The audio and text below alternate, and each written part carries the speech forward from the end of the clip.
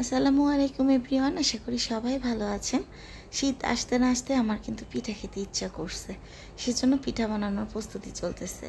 যদিও আমি খুব একটা পিঠা বানাইতে পারি না, হাতে কোনো দুই একটা পিঠা বানাইতে পারি, তার মধ্যে এই একটা অনেক সিম্পল, এর জন্যই হয়তো বা পারি। আমার কোনো দিন পিঠা বানিয়ে খাইতে হয়নি। বড় বোনেরা ছিল, এখন তো যার যার মতো সংসারে ব্যস্ত, আর এখন তো আম্মু দুনিয়াতেই নাই, কে বানিয়ে খাওয়াবে? এর জন্য নিজের পিঠে নিজেই বানিয়ে খাচ্ছি। তো এই তো আমি প্রথমে চালের গুঁড়োটা ভেজে নিয়েছি, তারপরে লবণ দিয়ে এটা গরম পানি করে মাখিয়ে নিয়েছি সামান্য তেল দিয়ে। এখন এটা ডলে ডলে দইলা পিঠা বানাবো। আমাদের অঞ্চলে দইলা পিঠা বলে এই পিঠাকে। আমি জানি হয়তো অন্যান্য অঞ্চলে অন্যান্য নাম থাকতে পারে। আমি শুনেছি অন্য একটা জেলাতে মুঠিয়া পিঠে বলে, কারণ এটা মুঠো মুঠো করে বানায়। তো আমাদের অঞ্চলে কিছু এই ধরনের শেপ দেয়। আমি যদিও প্রপার শেপটা পারি না, তো আমি যেরকম পেরেছি ওইভাবেই বানিয়েছি।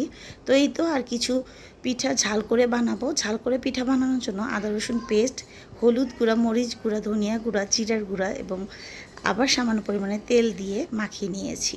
তেল দিলে পিঠাটা অনেক সফট হয়। তো কিছু পিঠা আমি আবার ভেজে নিব। এই যে বড় রোলের মতো দেখছেন, এটা আমি কেটে টুকরো টুকরো করে ভেজে নিব। ভেজে নিলে কি হয়, ক্রিস্পি হয়, খেতে ভালো লাগে। দলিয়া পিঠাও কিন্তু অনেকে আমরা পরের দিন ভেজে খাই। তাওয়াতে ভেজে নিলে কিংবা ওভেনে 1 মিনিট 2 মিনিট দিলে অনেক সুন্দর সফট হয়। পরের দিন কিন্তু এই পিঠাটা খেতে অনেক মজা লাগে।